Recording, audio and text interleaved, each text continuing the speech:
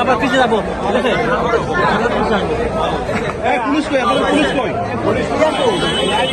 বছর পর অনেক ত্যাগ তিতিক্ষা এবং জুলুম নির্যাতনের পরে একটি সুন্দর সুষ্ঠু নির্বাচন আগামীকালকে উপহার পেতে যাচ্ছি। এই জন্য আমাদের মনে সবার মাঝে উৎফুল্ল। সারা বাংলাদেশ থেকে মাদারীপুরের ভোটাররা সবাই ছুটে আসছে। আগামীকাল সুন্দরভাবে সবাই যার যার নিজ ভোট প্রয়োগ করবে। এই 17 বছর আসসালামু আলাইকুম। আমরা 17 বছর পরে আগামী সংসদ নির্বাচন, প্রদেশ জাতীয় নির্বাচন আমরা ভোট দিব।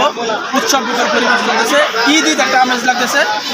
দৈনিক আজকের বাংলা .net